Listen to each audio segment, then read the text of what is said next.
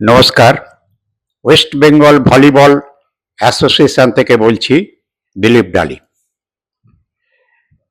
আমাদের সাথে পেয়েছি ওয়েস্ট বেঙ্গল ভলিবল অ্যাসোসিয়েশনের সচিব মাননীয় রথীন রায়চৌধুরী মহাশয়কে।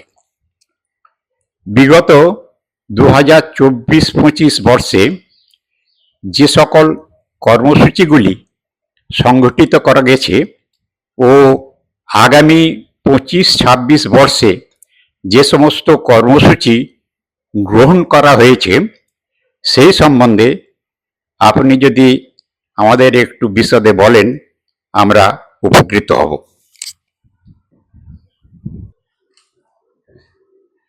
নমস্কার, আমি রাজ্য ভলিবল অ্যাসোসিয়েশনের সাধারণ সম্পাদক জানাচ্ছি। প্রথমেই গত 24-25 সালের সমস্ত কর্মসূচি শেষ করার জন্য আমি সমস্ত খেলোয়াড়দের, ক্লাবের অভিভাবকদের, বাচ্চাদের বাবা মা কাকা কাকি যারা মাঠে এসেছিল তাদের সকলকেই আন্তরিক অভিনন্দন জানাচ্ছি এবং তাদের সহযোগিতা না পেলে এত সুষ্ঠুভাবে আমরা আমাদের বিগত কর্মসূচিগুলো শেষ করতে পারতাম না। আমাদের বিগত কর্মসূচির মধ্যে সিনিয়র ন্যাশনাল ভলিবল চ্যাম্পিয়নশিপ হয়েছিল রাজস্থানের। সেখানে আমাদের মহিলা দল তৃতীয় স্থান অর্জন করে। তার পরবর্তীকালে আমরা আমাদের নিজেদের মতো করে কর্মসূচিগুলোকে সংগঠিত করি। যেমন গত 73 পুরুষ বিভাগ এবং 55তম মহিলা বিভাগের senior state volleyball championship club অনুষ্ঠিত হয়েছে। এবছর আমরা 74তম পুরুষ বিভাগে এবং 56তম মহিলা বিভাগে সিনিয়র স্টেট ভলিবল চ্যাম্পিয়নশিপ ক্লাবগতভাবে সংগঠিত করব। 33তম এজ গ্রুপ বয়স ভিত্তিক ভলিবল প্রতিযোগিতায়, যেমন আন্ডার 16, আন্ডার 18, আন্ডার 21, আন্ডার 18, এই তিনটে বিভাগেই আমাদের এজ গ্রুপ কম্পিটিশন শেষ হয়েছে। ফলাফল আমরা এর আগেই জানিয়ে দিয়েছি। 64তম সিনিয়র ডিস্ট্রিক্ট চ্যাম্পিয়নশিপ গত 22 থেকে 26 জানুয়ারি সংগঠিত হয়েছিল পূর্ব মেদিনীপুরের আলেয়া ক্লাবের অধীনে। 27তম জুনিয়র ডিস্ট্রিক্ট চ্যাম্পিয়নশিপ অনুষ্ঠিত হয়েছিল গত 22 থেকে 25 মে কাঁচরাপাড়া ভূতবাগান অ্যাথলেটিক ক্লাবের নেতৃত্বে। এবং 14তম মিনি ডিস্ট্রিক্ট চ্যাম্পিয়নশিপ সংগঠিত হয়েছিল 17 থেকে 19 জানুয়ারি ইউনাইটেড অ্যাথলেটিক ক্লাবের মাঠে, হুগলি ডিস্ট্রিক্ট। প্রত্যেকটি প্রতিযোগিতা সফলভাবে সংগঠিত করার জন্য আমাদের অ্যাসোসিয়েশনের কর্মকর্তা, সমস্ত রেফারি, তারা অক্লান্ত পরিশ্রম করে এই খেলাগুলোকে সুষ্ঠুভাবে তুলে দিয়েছে। এর জন্য তাদেরকে ধন্যবাদ জানাচ্ছি। আমাদের নিয়ম আছে, একটা বছরের খেলা শেষ হওয়ার সাথে সাথে পরবর্তী কর্মসূচি আমরা সংগঠিত করি। তার আগে একটি ইম্পর্টেন্ট ঘটনা বলতে চাই।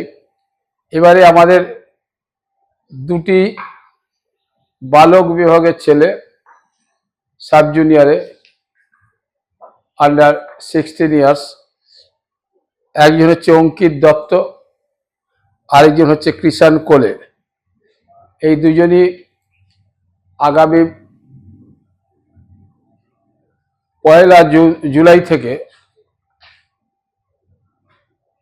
ন্যাশনাল ক্যাম্প সংগঠিত হবে ব্যাঙ্গালোরের সাই ক্যাম্পাসে।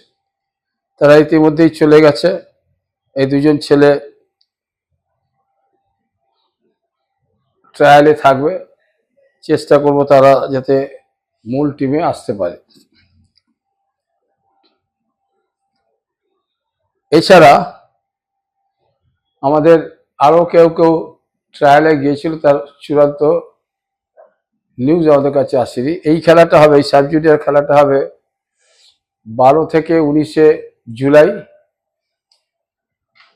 নাকামপাতাম, যেটা থাইল্যান্ডে, তাদের নেতৃত্বে হবে এই খেলাগুলো। তার চিফ কোচ সিলেকশন হয়ে গেছে। আমরা চেষ্টা করছি আমাদের বেঙ্গল থেকে একজন পুরুষ বিভাগের কোচকে পাঠানো যায় কিনা, দেখা যাক। এর বাইরে আমরা যা আগামী বছরের জন্য কর্মসূচি গ্রহণ করেছি তা হচ্ছে আমাদের চিরাচরিত নিয়ম অনুযায়ী, সংবিধান অনুযায়ী 31শে আগস্টের মধ্যেই আমাদের অনুমোদিত সংস্থা এবং সহযোগী সংস্থা সকলকেই তাদের অ্যাফিলিয়েশন ফি এবং অ্যাসোসিয়েট মেম্বারশিপ ফি জমা দিতে হবে।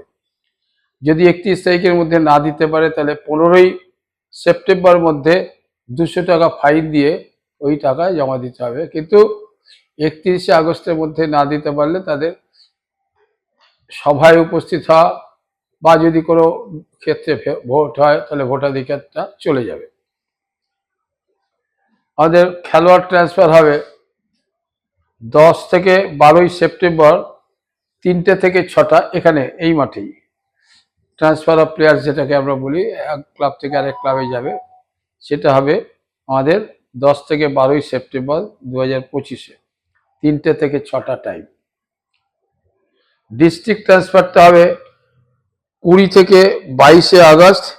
যার যার ডিস্ট্রিক্টে ট্রান্সফার হবে সেই ট্রান্সফার হয়ে যাওয়ার পরে ওই কাগজ আমাদের কাছে এলে তবেই সেই ট্রান্সফারটা অনুমোদিত হবে।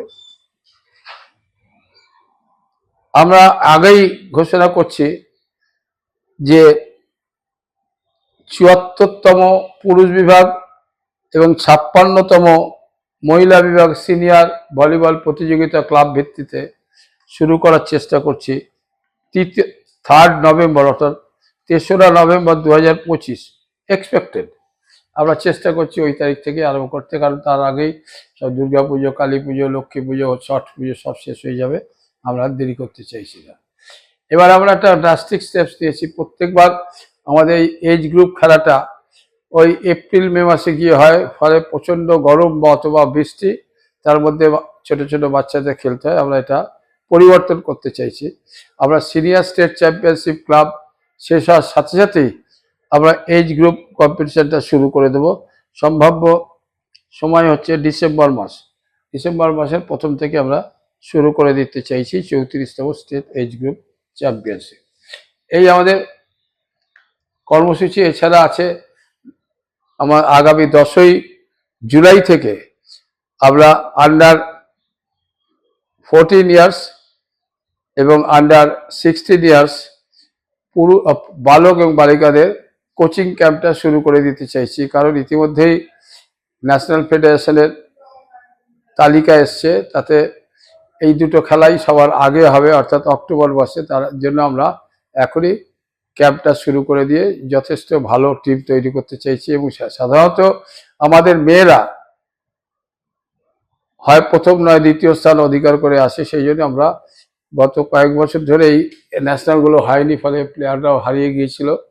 যদি আমরা রিসেন্টলি আমরা এজ গ্রুপ চ্যাম্পিয়নশিপের খেলা সংগঠিত করেছি, সেখান থেকে আমরা কিছু প্লেয়ার সিলেকশন করে রেখেছি। তথাপি আমরা এটাকে ওপেন সিলেকশনটা রাখবো। আমরা দুটো বিভাগ থেকেই, দুটো গ্রুপেই বিভাগ থেকে ম্যাক্সিমাম 25 থেকে 30 জনের টিম রাখবো, যাতে আমরা কোচিং ক্যাম্পটা আরম্ভ করতে পারি এবং ক্রমশ আস্তে আস্তে আমরা মূল টিমে নিয়ে আসতে পারবো। এছাড়া আপনারা জানেন দীর্ঘদিন ধরে ভলিবল ফেডারেশন অফ ইন্ডিয়া সংগঠন নিয়ে এবং নির্বাচন নিয়ে বিভিন্ন কুরুচিকর বক্তব্য বিভিন্ন জায়গা থেকে প্রচার করা হয়েছিল যে ভলিবল ফেডারেশন অফ ইন্ডিয়া নেই, ও আর হবে না, ওদের ইলেকশন কোনোদিনই হবে না।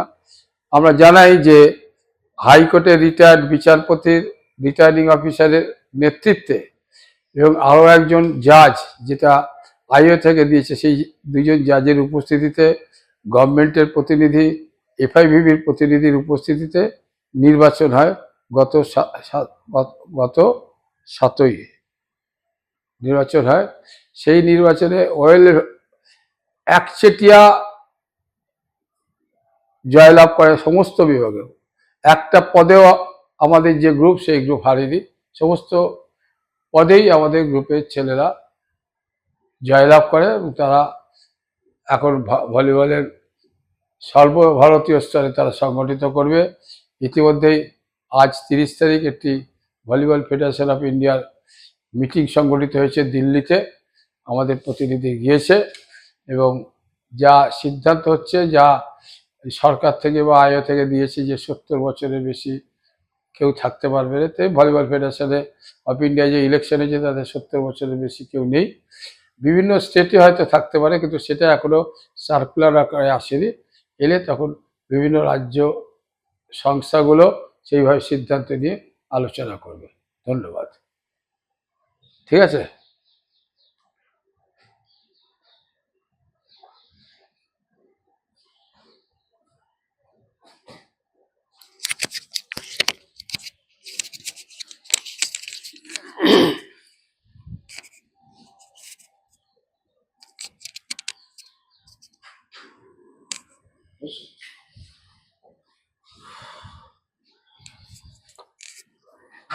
আমরা ওয়েস্ট বেঙ্গল ভলিবল অ্যাসোসিয়েশনের সচিব মাননীয় রতিন চৌধুরী মহাশয়ের মূল্যবান বক্তব্য শুনলাম।